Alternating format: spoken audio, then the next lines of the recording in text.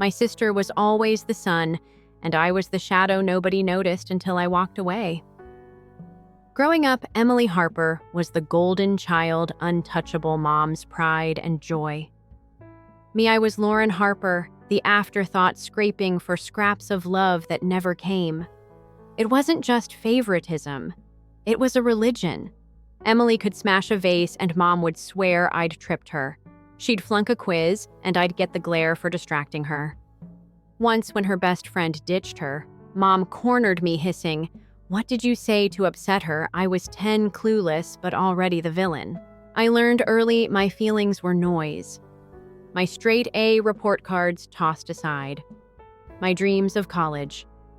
Focus on Emily's future, Mom would snap. I'd bite my tongue, swallow the sting, and try harder. Perfect grades, no backtalk even when Emily mocked my clothes or Mom called me selfish for wanting a new backpack. I thought if I was flawless, they'd see me. Spoiler, they didn't. I was invisible unless they needed a scapegoat. It's not like I didn't love them. I did desperately. I'd lie awake replaying Mom's rare smiles, chasing ways to earn them. Once I spent weeks saving for a Mother's Day necklace only for Emily to borrow it and lose it. Mom didn't care. You shouldn't have left it out, Lauren. That was my childhood, a treadmill of effort, always running, never moving. The cracks started showing in high school. Emily's grades tanked, and Mom's obsession with her potential hit fever pitch. I'd tutor kids for pocket money, hiding it so Emily wouldn't demand half. I was saving for something freedom, maybe, but I didn't know it yet. By senior year, I was a ghost in my own house, dodging Emily's tantrums and Mom's rants.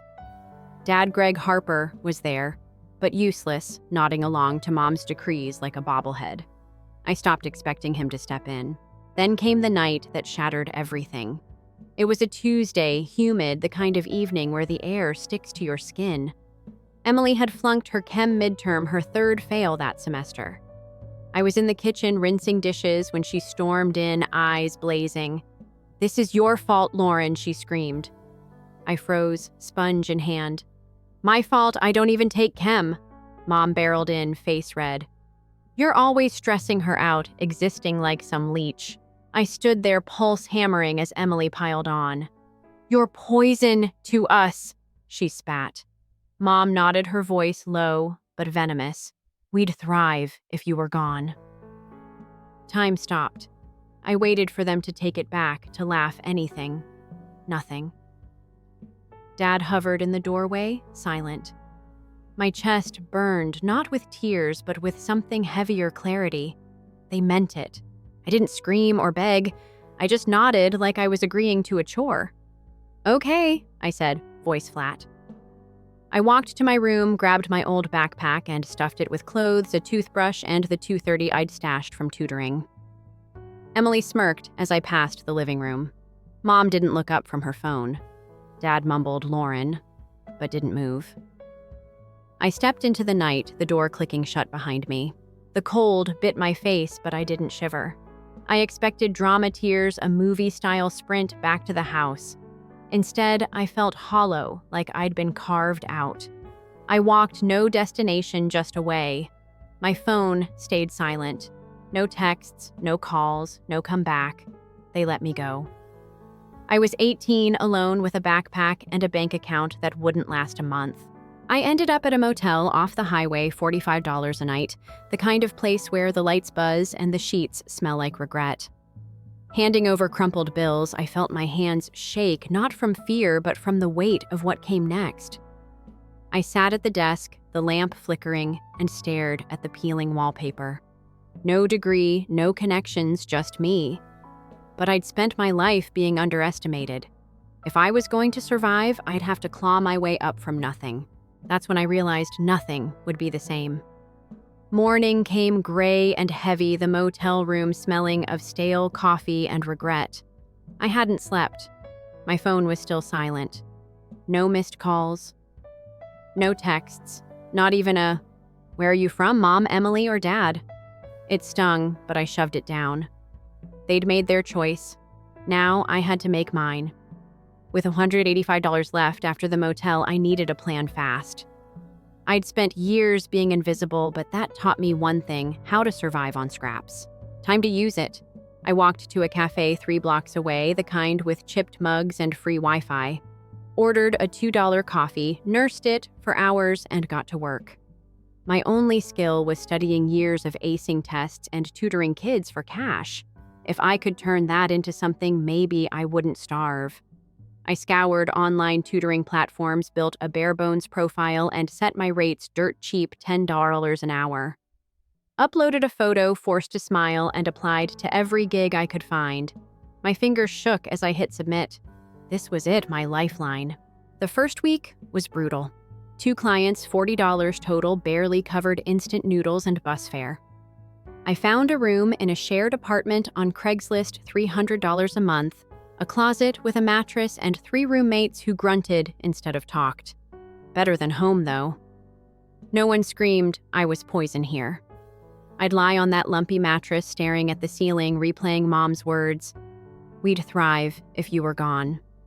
It hurt, but it fueled me. I'd prove them wrong.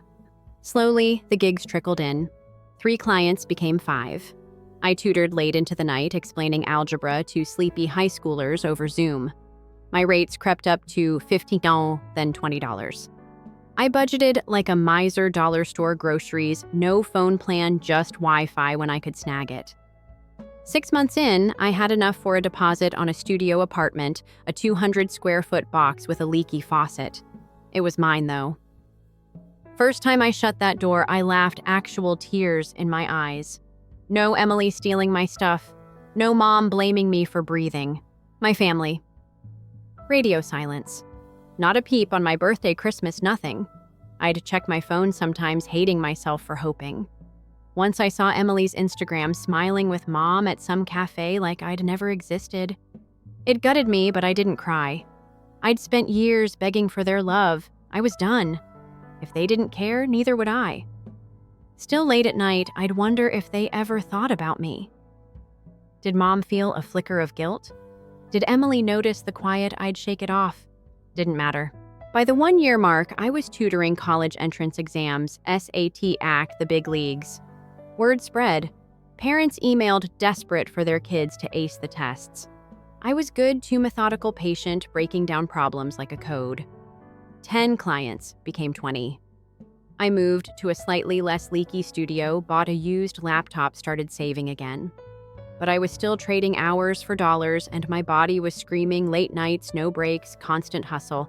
I needed something bigger. That's when the idea hit. What if I didn't just tutor one-on-one? What if I built something scalable? I'd seen YouTubers selling courses, regular people making bank. Why not me? I spent nights devouring free marketing videos, jotting notes on napkins. An online SAT prep course, videos, practice tests, my methods packaged neat. Risky as hell, but I was all in. I called it Score Smasher. Cheesy, sure, but it stuck. I sank every spare dollar into it, won $200 for a decent mic editing software, a website. Taught myself to film, edit, market. Months of 4 a.m. nights chugging energy drinks, cursing when ads flopped. The course launched to crickets. 1 sale, then 2. I tweaked the ads, posted on forums, begged for reviews. Then a kid aced his SAT and raved about Score Smasher online. Another followed. Word spread like wildfire. Sales doubled, then tripled. By month 3, I was clearing $10,000 a month. I moved again, this time to a high-rise floor-to-ceiling windows, the city sprawling below. I traveled, met people who saw me, not Emily's shadow.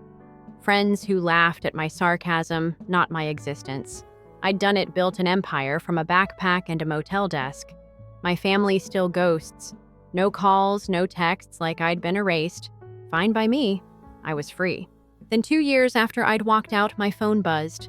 I glanced, expecting a client. My heart stopped. Mom, 6.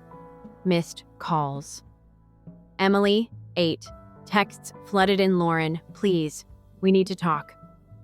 After all this time, after they'd let me vanish, they were back.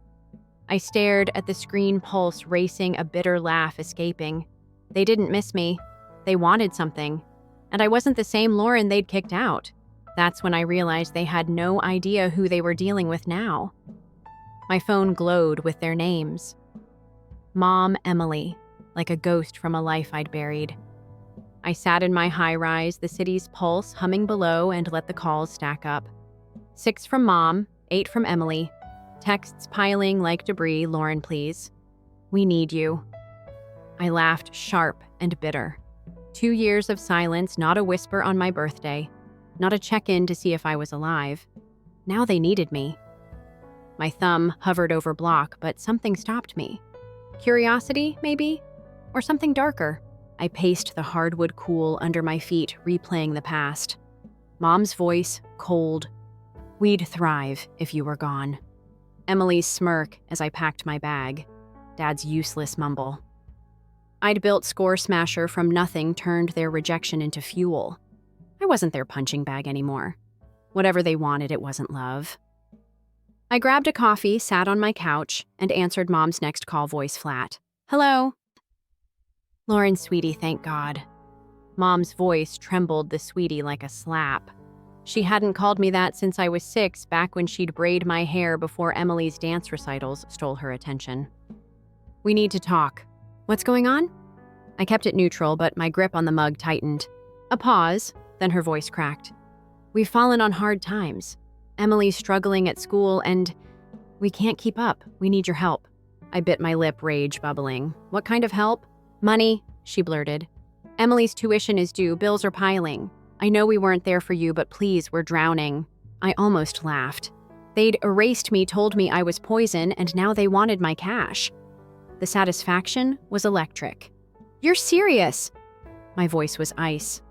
After everything you think, I'll just hand you money. Please, Lauren, she sniffled. We've tried everything. You're our only hope. You said you'd thrive without me. I shot back, my pulse hammering. You let me walk out. You didn't care if I was dead or alive. Why should I care now? Silence. Then Emily's voice, frantic. Lauren, I know I was awful. Okay, I messed up. I'm trying to fix things, but I can't do it alone. Please, fix things. I remembered her at 16, laughing as she accidentally spilled juice on my homework. Mom shrugging it off. You don't get to fix years of cruelty, I said cold. Figure it out like I did. But Emily started. No. I hung up my heart, racing not just from anger, but from power. They needed me, and I could say no. I tossed the phone on the couch, grinning. Let them squirm. They didn't stop. Texts flooded in. Mom, please, we're desperate. Emily. I'm sorry, I swear I've changed. I ignored most, but one from Emily made me pause. I got rejected from college. If I can't retake the exam, I'm done. Please. For a second, I saw her at 12, stressed over her first C, snapping at me because Mom's pressure crushed her too. I shook it off. Not my problem. I typed back, you never cared when I needed you. Why should I care now? Sent. My chest tightened, not with guilt, but with the weight of cutting that tie. I wasn't their savior. The calls kept coming, voicemails, texts, relentless. Mom's next message shifted tone. This isn't just about money. We need you back. Please come home. I stared, my coffee cold. Home. The house where I was a ghost. I flashed to Mom's rare hugs, always rushed, always for show, before she fussed over Emily. They didn't want me. They wanted my success. I typed, you had your chance? I'm done. Sent. My hands shook, but I felt steady, like I'd shed a skin. Still, a flicker of doubt crept in. What if they were truly broken? I pushed it down. They'd made their bed. The next day, I was back to work, tweaking Score Smasher, planning a new course. But my phone buzzed, pulling me back. Another voicemail from Mom. Voice raw, Lauren. I know we failed you. I'm begging, as your mother, please don't abandon us. I deleted it, but my stomach twisted. Not guilt, not pity, but something else, a need to know how far they'd go. I kept living meetings, dinners with friends, a life I'd clawed into existence. Yet their messages haunted me, not because I cared, but because they thought they could worm back in. I'd reply sometimes curt, "You don't get to need me now." Each word was a brick in the wall I'd built. Then at 7 p.m. the next evening, my phone lit up again. "Mom, I need to talk. It's urgent. Please." I stared, my thumb frozen. Part of me wanted to hear her beg to twist the knife, but another part whispered, what if this was bigger than money? What if they were truly at rock bottom? I didn't call back, but I didn't block her either. That's when I realized they weren't done trying to pull me back, and I wasn't sure how much longer I could keep them out. The city sparkled outside my window, but my phone's glow felt like a tether to a past I'd burned. Mom's latest text. "It's urgent. Lauren, please." Sat unanswered, her voice from yesterday's voicemail echoing, "I'm begging as your mother." I'd deleted it, but the words lingered, clawing at something I didn't want to name. Not guilt, not love, maybe the ghost of who I used to be, the kid who'd begged for their scraps. I shoved my phone in a drawer, but the quiet didn't last. That evening, I was scrolling through client emails when a sharp knock hit my door. 3 raps quick, then silence. My pulse spiked. Nobody dropped by unannounced, not friends, not delivery. I froze, the hairs on my neck prickling. Another knock, softer, hesitant. I crept to the peephole, my gut twisting. There they were. Mom, Dad, Emily, standing in my hallway like a nightmare I couldn't wake from. Mom's face was gaunt, eyes red. Emily stared at the floor, hair limp. Dad shifted hands in pockets, looking smaller than I remembered. They hadn't slept, hadn't showered. They looked broken. I gripped the doorknob, rage surging. How dare they invade my space?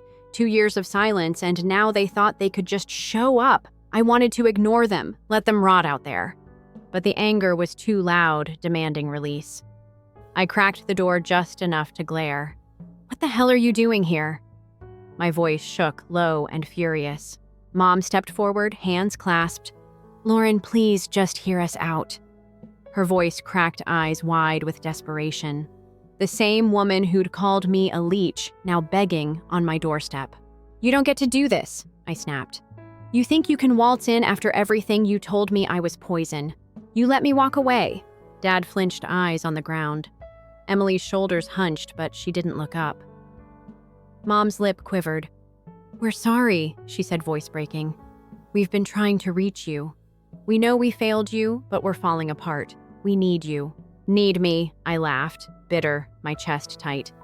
"You didn't need me when I was sleeping in a motel scraping for food. You didn't need me when I was alone building this."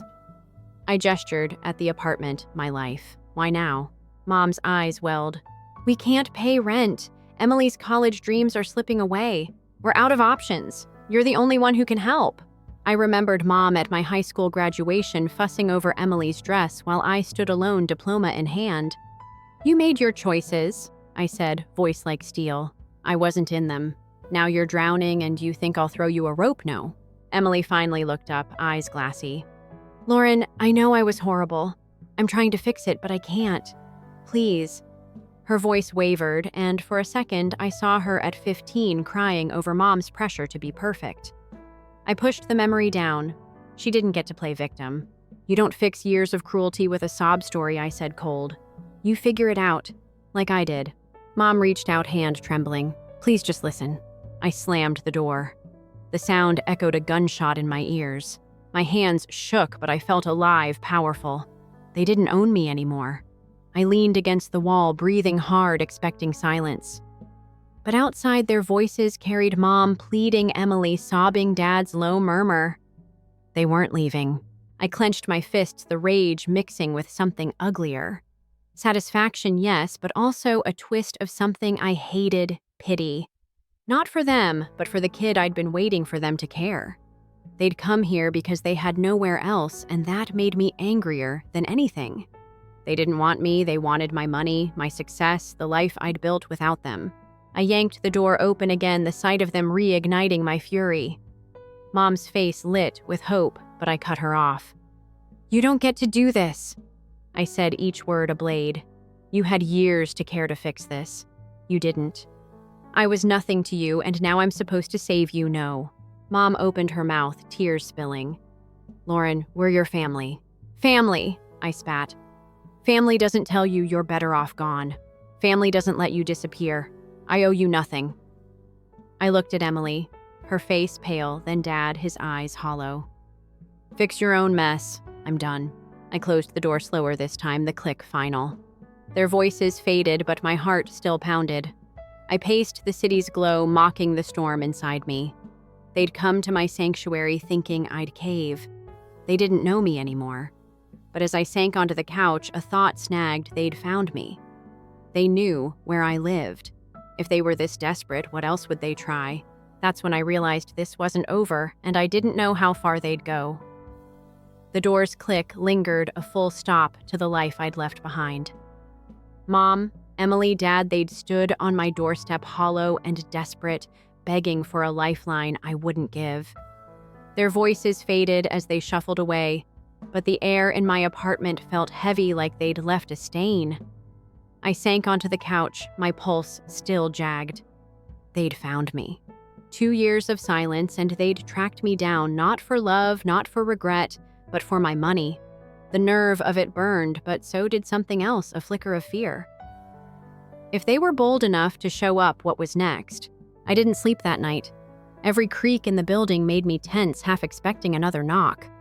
By morning, my phone was quiet, no texts, no calls. It should have felt like victory, but it didn't. I kept seeing Mom's red eyes, Emily's hunched shoulders, Dad's defeated slump.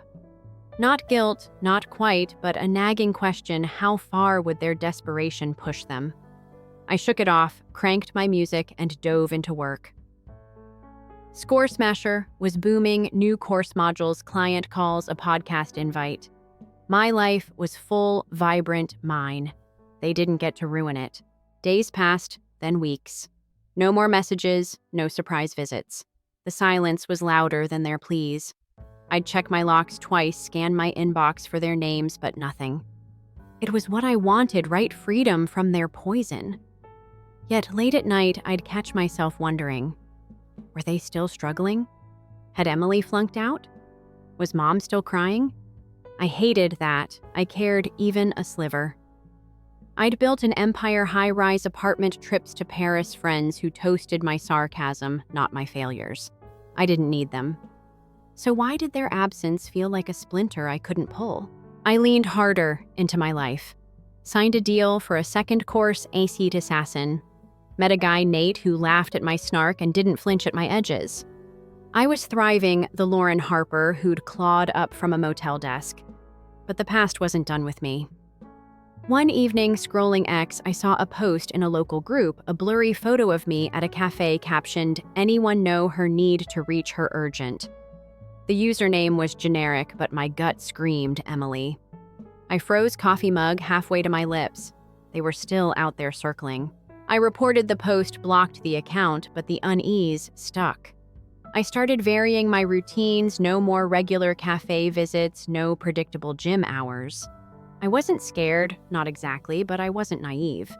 They'd shown up once, they could again. I considered a restraining order, but held off. No proof, just instinct. Instead, I upgraded my apartment's security cameras a deadbolt. My space was my fortress, and they weren't breaching it. A month later, I got an email, not from them, but from a client's parent. "Heard about your story, tough family stuff. You're an inspiration." My stomach dropped. How did they know I dug online and founded a Reddit thread anonymous but dripping with Emily's voice? My sister abandoned us when we needed her most. She's rich now, but won't help. Comments piled on, some calling the sister heartless, others sniffing bullshit. My hands shook as I typed a response, then deleted it. Engaging was what she wanted. I reported the post and moved on, but the violation stung.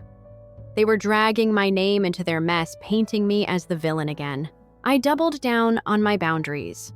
Changed my number, locked my socials, warned Nate and my friends to flag anything weird. My life kept growing, new clients, a speaking gig, a trip to Tokyo planned. But the shadow of their desperation clung, a reminder of the kid I'd been begging for their love. I wasn't her anymore. I'd learned the hard way you can't pour yourself into people who'd rather see you empty. One night staring at the city's glow, I let myself feel it, the ache of closing that door for good. Not for them, but for the Lauren who'd hoped they'd change. I'd built my worth from nothing, and they didn't get to touch it. If they were suffering, that was their karma, not my burden. I exhaled, the weight lifting, and turned away from the window. My life was mine, and I'd fight to keep it that way. Weeks later, a final email slipped through, forwarded by a client, Lauren. "It's Mom. I'm sorry. We're okay now. I hope you are too. No plea, no guilt trip." I stared, waiting for the anger, but it didn't come. Just quiet. I deleted it, not because I hated her, but because I didn't need her words anymore. They were gone, and I was free. So Reddit aita for cutting them off for choosing me. That's when I realized some doors stay shut for a reason, but I'd never stop guarding mine. Story 2. I'm 31-year-old Nate, and I've always been the supporting cast member of my own family. Honest, yet not resentful. I was the trustworthy one, the one who fixes things, the person who made silent payments without creating a commotion. My brothers and I never vied for attention. When I picked up the check or took time off work to assist someone with moving or recovering from surgery, I never made holidays about me and never thought anybody would notice. I just completed it. I was brought up that way. Avoid requesting praise. Simply act morally. The main attraction was my 2-year-old sister, Camila. People gravitated toward her like sunflowers because of her constant magnetic pull. She wasn't mean. That's right. She was skilled at taking advantage of others, particularly myself. Her grin has the ability to disguise a falsehood as a praise, and I allowed her to get away with it for the most of our lives. It had taken a year to plan Camila's wedding. A nightmare brought to reality by Pinterest. Handwritten name cards, pastel flowers, a string quartet, you name it. And who, in your opinion, covered the expenses when her fiancé's relatives abruptly withdrew their contributions? Sincerely yours. I didn't laugh when she referred to me as the investor, as if it were a joke. When I sent $8,000 to get the photographer she had been lusting after since high school. Mom stated they were tight, so I remained silent when I volunteered to pay for the honeymoon airfare. This month. Camila gave me a glance that seemed to be anticipated. I didn't save the receipts because I wanted to impress them, but because I secretly still thought that if I worked hard enough and donated enough, perhaps just possibly they wouldn't view me as a spare component. A week prior to the wedding, the change began. In addition to working with the photographer and completing the honeymoon payment, I've also been writing the speech Camila pleaded with me to deliver at the rehearsal dinner. However, little remarks then began to appear. Camila remarked nonchalantly over the phone, "Oh, Nate, perhaps don't wear that navy suit." "So it's a little depressing," Mom said. "Try not to attract any notice. My dear Camila is deserving of the limelight." I dismissed it with a giggle. Something about the tone resonated with me, but it was old habits. It wasn't a joke, it was a surgical procedure. The message arrived 2 days before to the wedding. No salutations, not a warning. On my phone, there was only a neat, small bubble of letters that read, "Don't even bother coming. You'll destroy the pictures." For a whole minute, I gazed at it. I thought I could have misread it, but it was indeed that. I took my sister to prom in a hailstorm when her date failed to show up. Over the course of 2 years, I assisted the woman with 3 moves. I was told I wasn't welcome by the bride I had spent thousands of dollars assisting, not even due to anything I had done, just because I may detract from the aesthetic. It was not even the wording that twisted the knife. Underneath it was the notice. A message was liked by Mom. I made the click. It pleased her. I received a note from my mother telling me not to attend the wedding. It might as well have been a smack in the face, that tiny thumbs-up icon. I didn't answer. Not right away. I did not make a call. I didn't shout. I simply sat in my flat and gazed at the wall. I reflected on all the occasions I had neglected myself. I paid for all of the birthday dinners. I would assist in navigating all of the emergencies. For what purpose? To be honest, I would destroy the pictures. I inhaled deeply, got up, and made his way to my desk. I opened my laptop. I emailed the photographer first. "Hello, this is Nathan. I will no longer need your assistance on Saturday. Since my account was used to make the payment, I would want to proceed with canceling. Verify receipt, please." It took them less than 20 minutes to react. "I'm sorry to hear that. The refund will be processed less the deposit." The deposit was irrelevant to me. I then canceled the flights I had purchased for Camila and her fiancé to Santorini after logging into my travel app. I used my own credit card to pay for them. Refunds have been handled. Still no word. Still at ease. However, something more profound had broken. It was more of a revelation than a vindictive one. They didn't see me as a brother or a son, a prop, a wallet, or someone whose disappearance would be significant. I began to reflect about things that I had ignored for years. How Camilla used to call it taunting when she made fun of me in front of her pals. My mother once told me this following a difficult breakup. "Well, it was difficult to adore you." I told myself it was simply relatives being direct, so I swallowed it all. But I saw it for what it truly was that night. Disdain disguised as familiarity. I didn't respond to the SMS. Remained silent. I wanted the stillness to be felt by them. I wanted them to notice something was wrong as soon as they entered the arena. Not immediately, like a fog sneaking in slowly. The speech is no longer there. The photographer disappeared. The honeymoon was called off. I wasn't finished yet, though. Not even close. I traveled to my dad's old house the following morning, which is currently rented to a buddy from my early years. In the back, he still maintained a storage shed. A dusty plastic bin with old family mementos, pictures, films, and even some of Camilla's early artwork was also found inside. Some of the less flattering ones I borrowed. For example, when she was 10 years old, she wore the notorious dolphin costume for her photos from the Braces era. Then, to liven up the photo area they had prepared for guests around midday, I went to a nearby print shop and had a couple blown up into elegant small posters. I delivered them under the alias Camilla's Memory Lane to the venue coordinator's office. No address for return.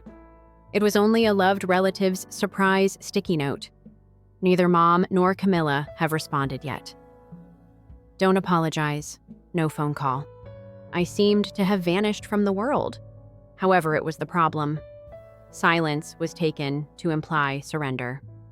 They were unaware that I was only waiting and observing, allowing the cracks to appear because it just takes one person to step back for the entire house of cards to fall apart when everything you've worked so hard to build is dependent on the money and labor of others. And it was just a matter of time until everything fell into place. Like any other Friday, I went into the workplace the day before the wedding. I didn't clear my schedule or take any time off. I signed contracts, responded to emails, and grinned at my coworkers. But like a commander seeing a change in enemy formation before to an assault at noon, I was following every move they made inside. My phone pinged me with a group message. It seems that Camilla had not taken me out of her oversight. I'm positive. Camilla, a little update for everybody. At the last minute, the photographer had to cancel. Something like an emergency. Please get in touch if you know someone decent. We're in a hurry. Do you need someone by tomorrow? It was there, the initial shudder. I read it 3 times, drinking my coffee as though it were wine. And then another message half an hour later. Camilla, does anyone know the status of the honeymoon flights too? According to the site, the reservation is no longer in effect. I'm going to lose it if this is a glitch. I felt the tightness in my chest loosen up a bit. Still, it wasn't satisfaction. It was clear, but not quite. In a long time, for the first time. I didn't get lost. I wasn't trying to figure out what went wrong or how to make things better. I was seeing those who had taken advantage of and rejected me gradually come to the realization that I would no longer tolerate them. I didn't respond, didn't offer assistance. Speculation began to erupt in the group discussion. Brandon, her fiancé, once asked if the photographer received full payment. The question was disregarded by Camilla. I assumed he was unaware that I had covered the most of this. I think they told him I was only assisting a bit. The problem with people like them is that lying comes effortlessly to them, even to those they claim to love. My mother called at 5 p.m. She had taken that generic smiling shot back in 2014, and I gazed at the computer while her name rang. After hovering my thumb, I hung up the phone. Awaiting the voicemail, I waited. She left no one behind. Then a text 2 minutes later. "Give me a call, Nate.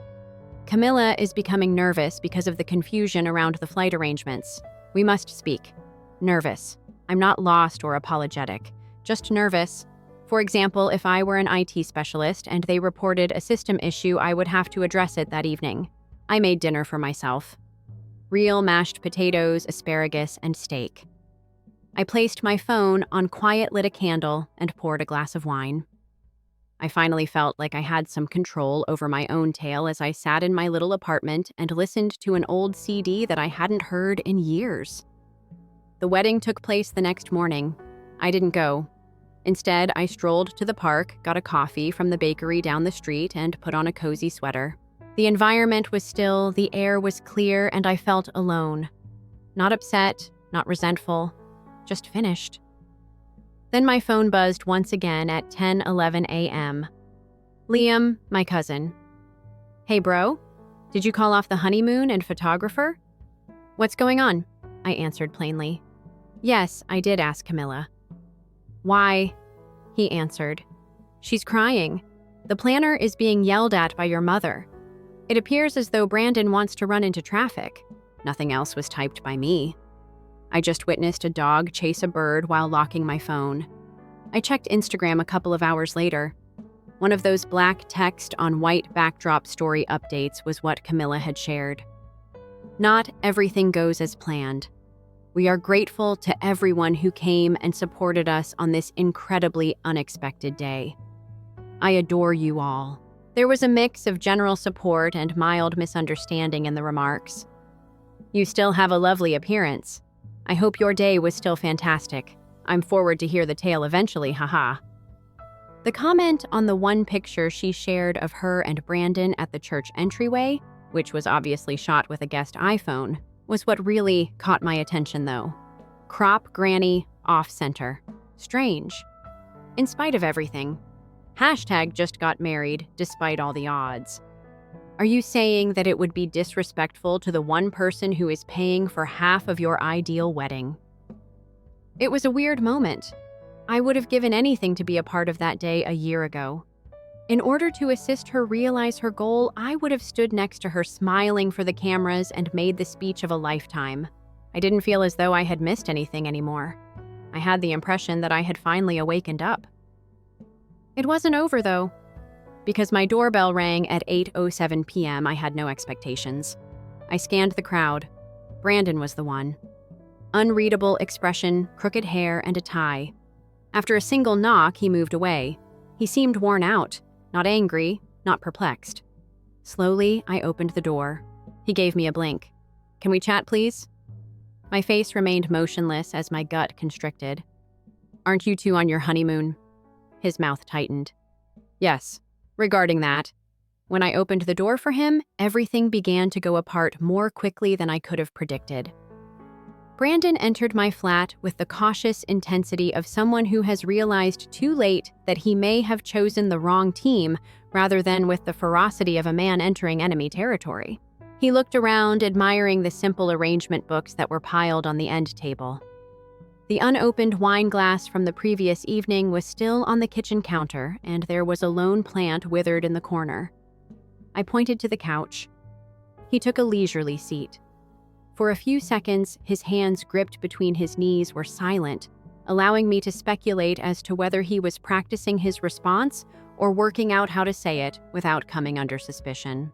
Then at last he spoke something. He responded in a hushed voice. "I didn't know." "Nate, I vow to you, I had no idea that you were covering any of the costs." I arched an eyebrow. "Not a bit." He gave a head shake. "According to Camilla, your donation only covered the photographer's deposit. That's all." She informed me that the flights were being paid for by her uncle, that he gave us the honeymoon as a present. I reclined in my seat. Have you ever inquired? He let out a sigh. Yes, I did. She would occasionally shift the topic. I assumed. I'm not sure. She was under stress. Marriages are chaotic. I took a while to reply. A little but vocal part of me wanted to release every little detail, every phone conversation, every receipt, and every subtle barb I had swallowed. However, I could see by the way his fingers tapped impatiently against his knee that he was already unraveling. His eyes were getting redder. He wasn't just worn out, he felt shook. He cleared his throat. I wanted to come here personally, even though I know we don't actually know each other that well. She is. She's having a complete breakdown. She believes that you were spiteful and spoiled the wedding. Out of spite, I laughed a little without amusement, or because I was warned that I would taint the pictures. Brandon flinched. I noticed the wording. She was sobbing on the bathroom floor with her phone open. I read it. Until you just stated it, I had no idea your mom enjoyed it. She didn't believe that I would genuinely retreat. None of them did, I said. That's the issue. He gave a hesitant nod, allowing the words to linger. He leaned forward after that. Knees on elbows.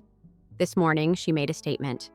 He mentioned this when we discovered the flight confirmation was missing and the photographer had failed to show there.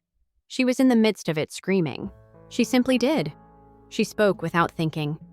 He was never meant to have this big of an impact. That one struck a different chord. I shouldn't have been shocked.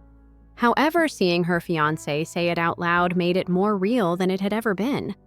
That's what she said, I inquired. His eyes were filled with what appeared to be guilt, sorrow, or both, as he nodded. It wasn't even malevolent intent on her part.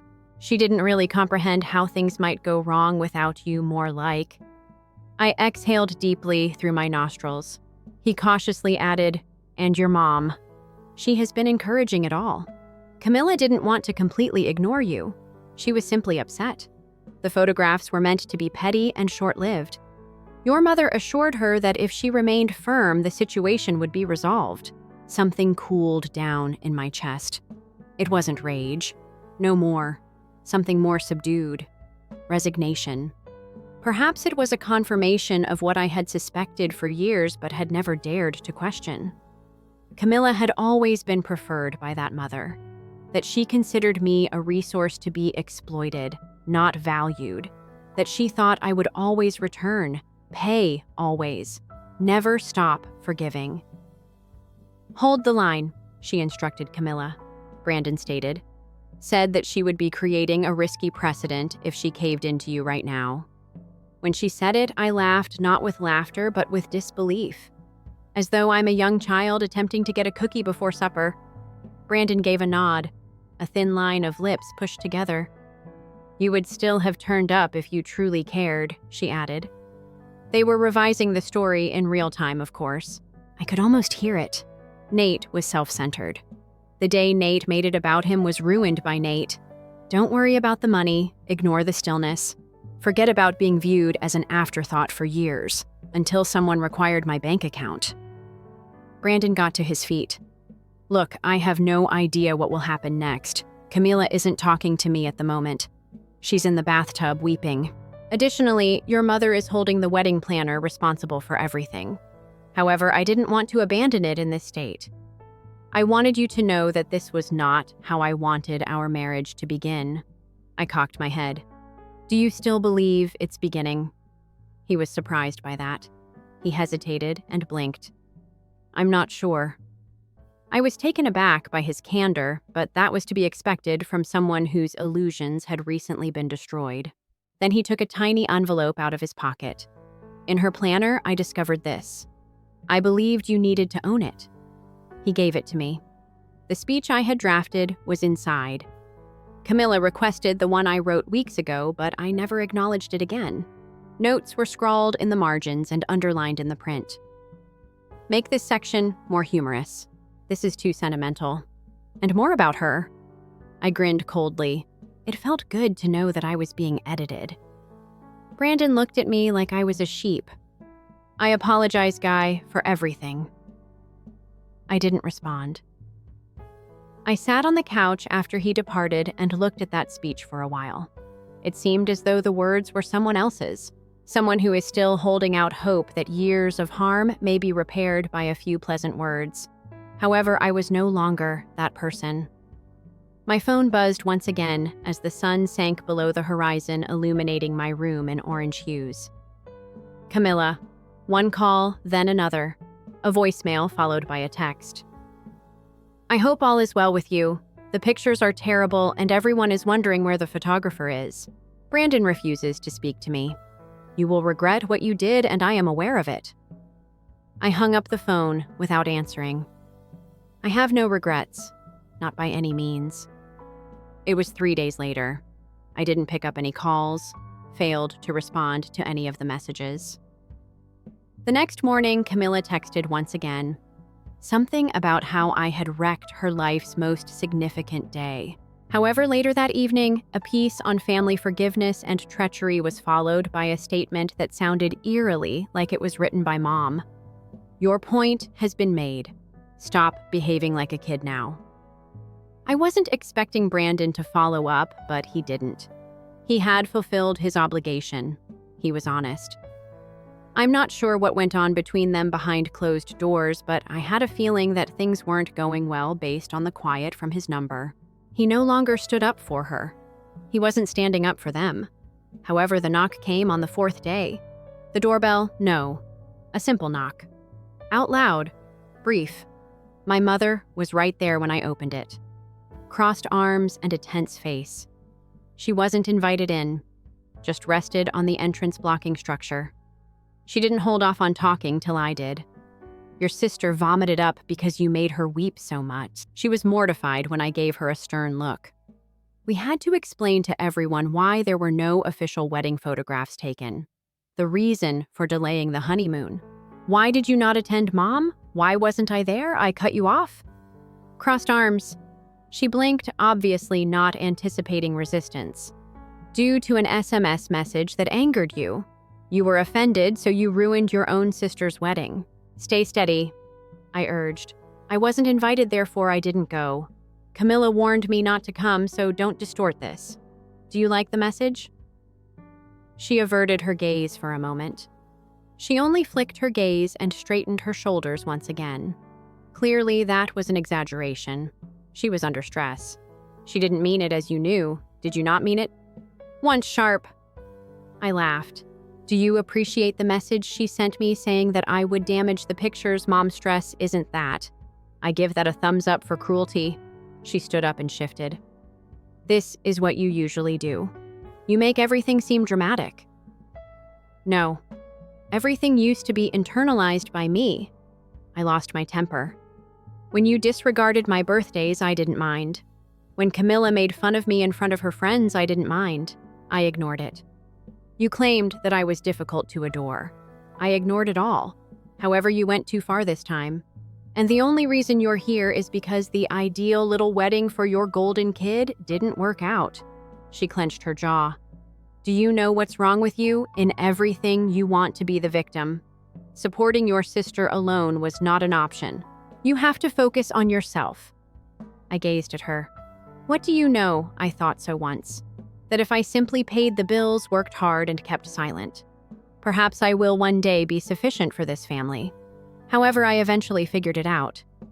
I was never a son to you, only as a resource. And now that I've turned off the faucet, I'm acting selfishly. She flushed. I no longer cared if it was out of humiliation or rage. You're going overboard. Quieter now, she repeated herself. No, I responded in a calm yet decisive tone. I've finished responding. I'm tired of being the last person to accept responsibility for the faults of others. Since it was my decision, I called off the honeymoon. I paid every dime, therefore I canceled the photographer, and I didn't show up since I was advised not to. Not sabotage, that is. Compliance is that. She parted her lips, then shut them again. I took a step back. Nate, you ought to go. Proceed. After hesitating, she left without saying anything else. I took out a manila folder from my file cabinet that evening. All of my financial contributions to the wedding, including receipts, wire transfers, hotel reservations, airline tickets, and the photographer's contract were contained within. I composed a brief letter, printed copies, and scanned them. To whom it may concern. The bank statements and receipts for all services and costs incurred for Camilla's wedding and honeymoon are included. As you can see, I am the only one paying the $8,000 to the photographer, the $200 for the honeymoon airfare and hotel reservation, and the $600 for extra costs for decor, food extras, and transportation. In all, the bride and family requested that $13,800 of my own assets be spent. In good faith, all costs were covered with the understanding that I would attend the event. Later, I received a text message telling me not to go. I formally request that my name not be included in any story on the alleged ruining of the event without explanation or apology, as I have chosen not to seek legal action. I just retreated. I didn't wreck the wedding. Nathan, good luck. My mother, Camilla, and Brandon all received copies by mail, and as a precaution, I also sent a copy to my aunt, who was often hosting holiday meals and had a tendency to unintentionally bring up family gossip in front of 30 people. It was clean, surgical, and factual, with no drama. It was 2 weeks later. No answer. Camilla then shared a picture on Instagram without any fanfare. She was sitting on a seat by a lake with Brandon. Don't use hashtags, no hearts, just the words "starting fresh" in the caption. That meant nothing to me. Did they still have each other if she was attempting to fabricate a tale? For the first time in my life, I wasn't trying to get back in, therefore I didn't care. I wasn't anticipating an apology or a flimsy reconciliation over phony smiles and Christmas champagne. I was finished. That closure allowed me to make the last choice I had to make. After years of covertly paying for my parents' cell phone contract, I phoned my bank and had the last automatic payments canceled. Since Camilla couldn't live without it, they all kept my card's Amazon Prime account active, even though I had never utilized the streaming service. Apparently, they could get by just fine without me. They would now. The last wave, a group text called Family Chat, buzzed across my phone the next morning. Camilla, could you please fix the phone plan Nate, inactive mom, is what it says. The internet is giving us all trouble. Have you made any changes? I glanced at the screen. My silence was more powerful than any response I could have ever given. I departed from the gathering. I never got another communication after that. And somehow it felt more like releasing myself than it did like cutting them off. Not from them. From the me that persisted in attempting to prove himself to those who had already determined that he was worth no more than his credit limit. Their sibling was not lost. Their personal ATM was gone. Finally, I was at peace and didn't get an invitation to return. Story 3. Michael is my name. I've always been the uninteresting sister, and I'm 38. At least that's what my younger sister Elena likes to say typically, while tossing her gorgeously highlighted hair and laughing smugly. She was the perfect child, the one who never made a mistake. I was the one who studied, worked extra shifts, and silently paid the mortgage when our parents were having a hard time, even when she destroyed her father's car when she was 17 or failed her first college twice. Naturally, though, none of that was ever mentioned in the family group chat. Whatever Alana did, her yoga certifications, her upscale crystal healing Etsy store, and her aspirations to launch a boutique didn't work out. But I remained at a distance. I reasoned that I could create a life free from family politics if I worked hard, saved well, and didn't cause trouble. That idea was successful until it failed. You see, I purchased a seaside cottage 5 years ago. It's a genuine place, not a hut on stilts. It has a wraparound terrace, 2 stories, and expansive ocean views. It's the type of destination you only ever see in travel advertisements. The investment was made. Yes, but that was my fantasy more than anything else. I had always desired a peaceful haven, away from the bustle of the city, my job, and yes, my family. The amusing aspect, I made a cash payment. After years of living like a monk, working in finance and making wise investments. At last, I had saved up enough money to purchase the property outright. No mortgage, no loans. It's just myself, the keyboard, and the background sound of waves. I owned it. That was my initial idea anyhow. It was paradise for the first several months. I traveled alone on lengthy weekends. I used it once for a brief getaway with my company and brought close friends for barbecues. The place was respected by everybody. Handled things carefully. Everyone excluding my relatives. The first time not to mention to utilize it. The plan was for a peaceful weekend. In many ways, her lover eventually understood she regarded him more as a walking credit card than a partner, since she was going through a difficult breakup. I handed the key stock to her. The refrigerator even left a small message and a bottle of wine, only attempting to be kind. She shared photos on Instagram as if they were her own, told her pals it was a party present from her father. My bespoke white wood flooring were splattered with crimson wine by someone. I should have said anything, but I didn't.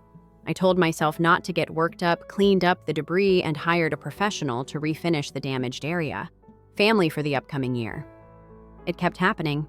Upon arriving home for what I assumed would be a quiet weekend, I would discover used towels in the laundry trash that had not yet been removed. The pantry has half-empty packages of chips. I once discovered a stranger dozing off on the couch in my guest room. Alana's justification. That's simply Jesse, I see. He's laid back. Don't act strangely. I made an effort to establish limits. The locks were changed. I told her I required more seclusion. She had sobbed like a mother. My mother used to describe me as theatrical. As Dad used to say, Mike, just let her use it occasionally. She's your sister. I was always the bad guy when I said no. One weekend in May was the last straw. After taking Friday off from work and scheduling a few days for myself, I showed up to the beach home with a ton of books and intentions for nothing at all. 3 automobiles were already parked in the driveway when I pulled in. Confused, I entered.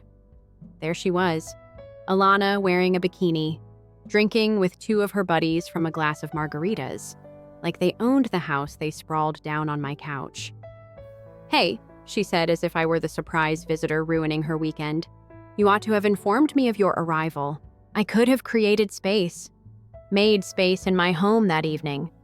I didn't get any sleep. I watched the moonlight spread across the sea while I sat outdoors on the deck listening to the waves. I knew I was done because I felt like a visitor in my own place.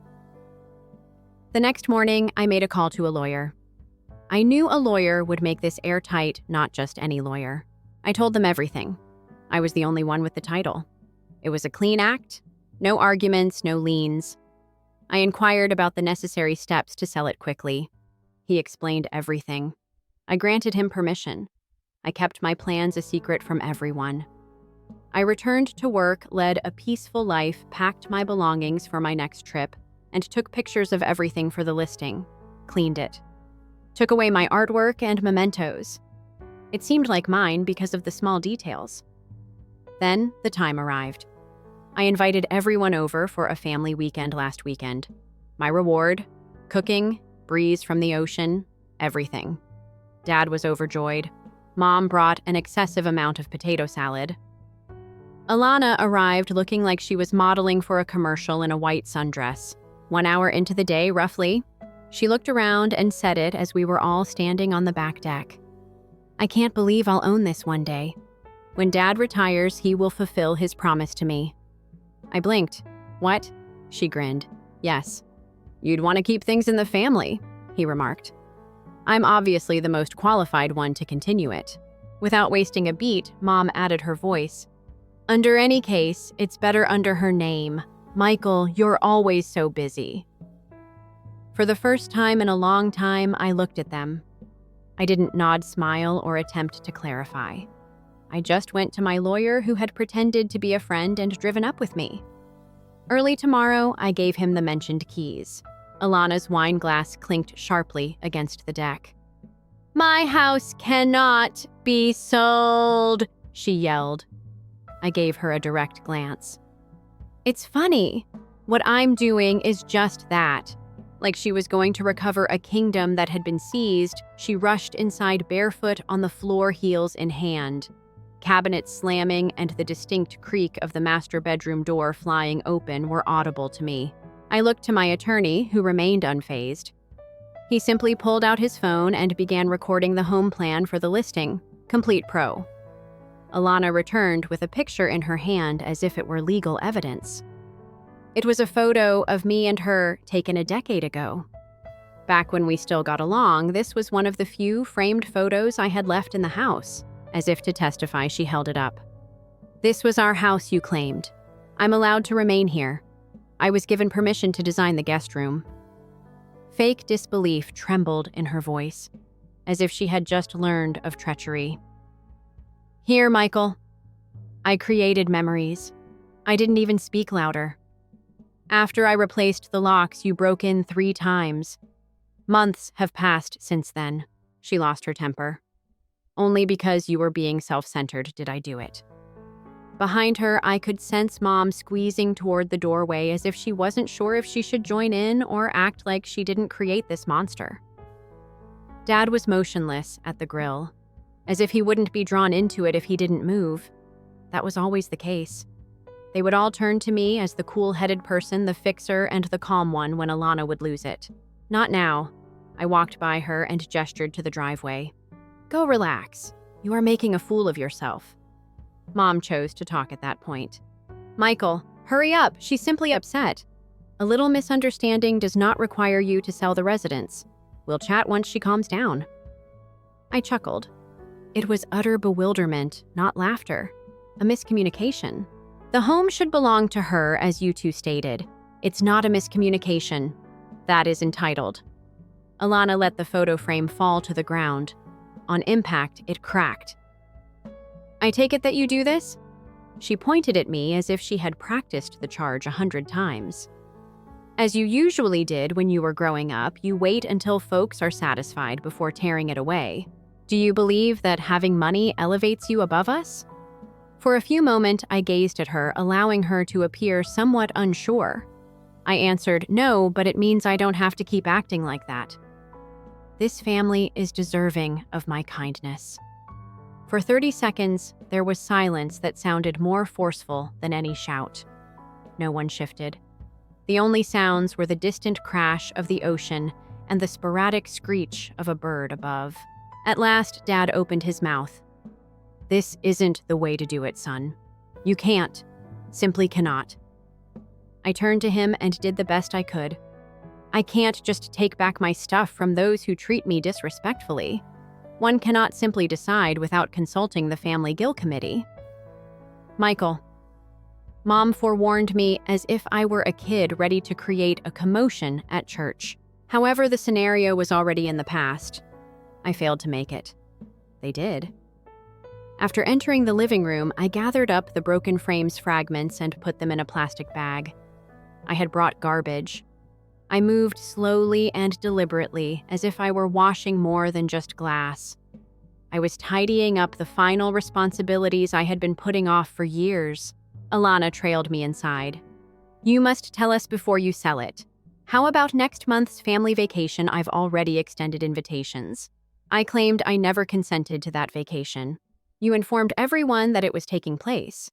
Then thought I had hosted once more, since you usually do. She lost her temper. That's your purpose. It's your responsibility. The person who makes purchases. That was it. It was uttered aloud by the silent section. I gave her a glance, glanced closely. There was no sibling relationship here. They believed that I had signed this contract without carefully reviewing its conditions. I wasn't a brother. I served as a utility. I don't stand by anything I said. No more.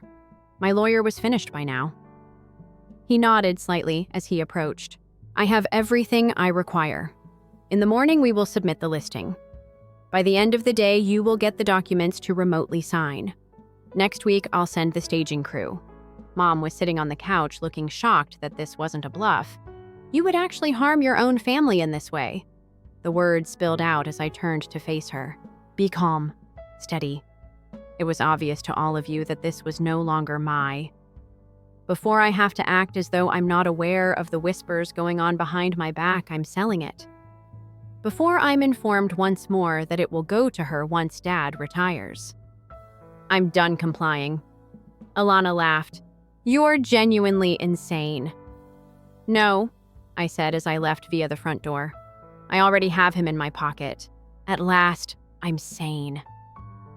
I stopped on the veranda. The breeze tugged at my clothes as if to push me forward, and the air was acrid with salt. Alana gave me one final call. Mike, you're not going to get away with this. I didn't even look back. Just watch me, I said. Then, leaving more than just a house behind, I got into my car and drove off. My phone began to buzz in the cup holder at that point. Mom first, then Dad. Alana followed by an unfamiliar person, and one peek of a message that briefly stopped my breathing. She's going crazy. What did you do? I simply grinned. I then clicked on the mail. It came from Camille Elena's closest friend. We had never been intimate. She was never really a friend. She was always more like Alana's shadow. But at beach picnics or family gatherings throughout the years, Camille and I had occasionally struck up a courteous discussion. As long as it didn't ruin her personal clothes, she was the kind of person who lived on disorder. She's going crazy since she messaged me now in that tone. What did you do? Indicated that something had broken. I paused for a moment before answering. What did you just give her? She requested. A home she is no longer concerned about. No answer. I placed my phone in the passenger seat face down. Keep your eyes on the road. However, I was no longer really thinking about the drive. It was during the previous decade, perhaps more, all the ways I would overlook it. I will allow myself to be exploited as the good son. Helping Alana relocate, repeatedly co-signing Mom's credit card after hers was denied at the drugstore, and discreetly paying off Dad's loan payments when his business faltered. Everything came together like if I were a load mule with strong emotions. Back then, I had no problem assisting. It was love, I told myself. That family required sacrifice. However, there are no expectations associated with love. You'll say yes every time. And when sacrifice is expected, it isn't sacrifice. My phone came back to life as I parked into the subterranean garage of my apartment. Dad left a voicemail this time. I chose not to hear it. The transcription was just scrolling across the screen. Mike, here we must not act hastily. There is still time to resolve this. Before you make any decisions, let's have a conversation. After a second delete, Alana texted, I've had enough of you. Never get in touch with me again. Everything was damaged by you. I sat back in the seat after taking a deep breath. Instead of simply removing myself from the scaffolding supporting her fantasy life, the engine, which was still humming beneath me, ruined everything as if I had smashed something whole. I switched off the vehicle. I bathed when I went upstairs, put my clothes in the hamper, and then settled down with a blanket and a cool bottle of water on the couch. No television, no music, nothing but quiet. Not the bulky sort, the positive sort. The sort that doesn't have tension beneath the surface that's just ready to blow out. That evening, at around 10:30, Camille sent another message. She is telling everyone that you defrauded her and that you took the home away from her after promising it to her. You're attempting to sell her inheritance, she stated in a tearful Instagram video. It nearly made me chuckle. Camille answered right away. She's creating a scene, and I'm not trying to pick sides. It is being reposted by your mom. People are making offensive remarks. It's becoming a thing. It was, of course. Alana didn't. Keep quiet. She was unable to yell into a pillow. She was forced to yell into a camera. She had to make sure her sadness was seen. It was necessary to write the story such that she was the victim and now the icy corporate monster. Just to see how awful it was, I opened Instagram. She was there. Raise your eyes and run your nose. Still sporting a well-chosen off-the-shoulder sweater, though. Like she had just buried a pet, she sniffed into the phone. And I simply feel deceived. Her voice cracked exactly the perfect place as she spoke. He seems to be taking it now after waiting until I had concrete plans for the house and felt like I owned it. There was an abundance of sympathy in the remarks. He sounds poisonous. Stop him. Queen, you deserve better. Family members don't treat one another that way. However, one minor statement stood out. Not combative. I was just wondering.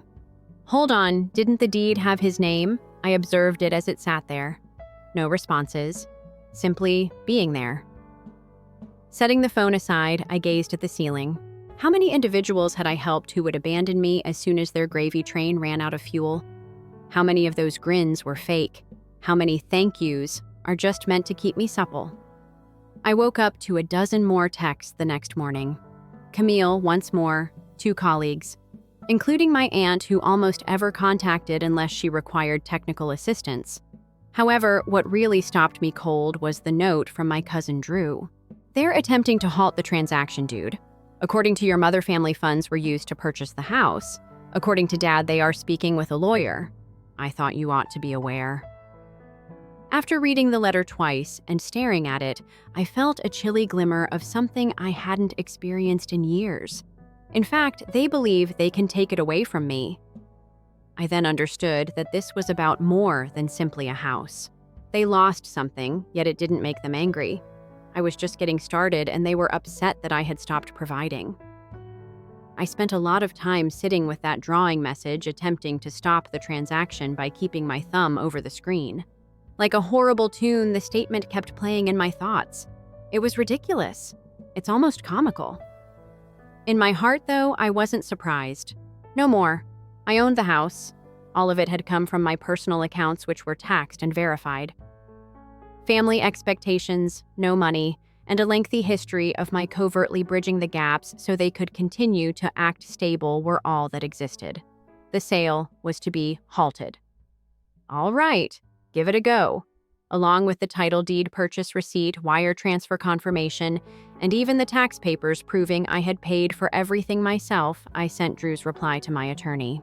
Let them bluff, he said 10 minutes later. They have no legal claim, and they will be humiliated if they do attempt to take it to court. Do you want me to stop it early by sending a cease and desist? Yes, I told him. Additionally, to include a condition that we would seek defamation if they continued to propagate false information about me taking anything online.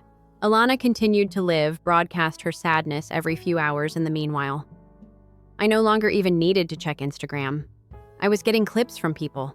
Not quite enough to be written off as theatrical, but raw, dramatic, and unhinged enough to grab attention, was her voice. Not yet, anyhow. She constantly promised to look after me. In one video, she cried while curled up on the couch like she was in a soap opera. I gave up my goals, stayed near home, and gave up everything for this family. And I get treated like this, similar to a parasite. I flipped the phone face down and shook my head. She gave up on her aspirations, quit 3 majors, quit 2 real estate jobs, and sold crystals on TikTok for 6 months before begging her mother for rent money. However, perspective was crucial, and she was skilled at manipulating it. She wanted everyone to think I had let her down, and it worked for a time. I received lengthy texts from a few distant relatives emphasizing the importance of preserving family ties despite worldly possessions. I should pray for forgiveness according to a second cousin I hadn't talked to in 8 years. When did you ever have the audacity to claim that you don't need the money? It dawned on me then. Logic wasn't the point here. It had to do with entitlement.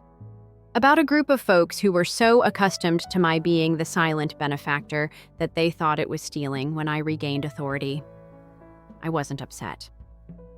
When the house went up for sale the following Monday, I felt humiliated. Legally speaking, my attorney said unequivocally that I was the only owner of the property, that I had bought it with my own money, and that there were no valid claims to joint ownership. Mom threatened to rethink us a couple of times. Dad then called in a panic, wondering whether we could talk like men. The day after the listing went public, the firestorm peaked, but I let it go to voicemail. Alana gave me a call. For the first time in weeks, she didn't even raise her voice or shout. She sobbed. "Please, Mike." Through breaking sobs, she said, You have no idea what you are doing. I really must have this residence. Nothing ever felt like mine except for it. A pause occurred. I waited. Then the true cause for the call was revealed. I've already informed people that I plan to hold the wedding there. The crocodile tears vanished in an instant. It slid. Everything. In order to prevent me from selling the house before her big moment, every post message and charge was a public relations ploy. I was completely unaware of her engagement. It wasn't about the marriage, of course. It was the picture. With the ocean behind her like a movie backdrop, she wanted to share aerial photos of herself on the terrace of the family beach house wearing a white dress. I left her to sit quietly. I then posed one query. Did you ever genuinely believe that this belonged to you? She didn't respond. Simply hung up. The house sold for a cash bid 2 days later, higher than the asking price. The purchasers were a retired Oregon couple who were drawn to the property's scenery and unconcerned about its past. They shut down quickly, no exceptions. Less than a week passed before the money cleared. No celebration was thrown by me. I didn't break out the champagne. I simply sat down, looked over my money statement, and experienced the deepest quiet. I'd have years of experience. I then began to cancel things. I started by no longer paying my mother's monthly grocery payment. After that, I stopped the automatic payments I had made for Dad's life insurance premium, which I had been handling covertly ever since he was turned down for better coverage years prior. The emergency card Alana had been using was frozen by me. My name was on it. She had used it for sushi and manicures. I then emailed the whole family a single group email. No ranting, no drama. Only the facts, with instant effect.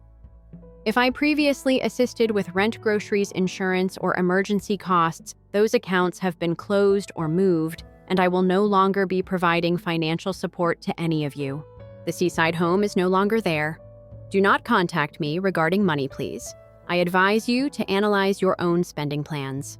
Best regards, Michael. That was it. There was nuclear fallout. Mom was the first to call. You're being unkind. No, I just finished, I said. Dad texted. Could we at least discuss this? I answered. For years I tried. No one paid attention. Before she could finish, I erased Alana's voicemail, which began, "You heartless." Then there was quiet. It went on for a whole month. No texts, no calls, not a single internet remark. Perhaps I reasoned they had moved on. Then the letter arrived. Alana's handwriting. There was only one page within. No acknowledgement of anything, no apologies. She had completed it. Only one phrase. The lake cabin should not be yours once Dad passes away. I burst out laughing. I immediately blocked my entire family for the first time in my life. Every account, every platform, every number. I update my email. I had my hair done. I then made travel plans to Iceland for a week, by themselves. No phone service, no Wi-Fi. Simply be silent. Not the type of silence you endure, the type you choose. And I at last understood that I wasn't selfish in that quiet standing on the edge of a glacier with no one in need of anything from me. I wasn't mean. I had freedom.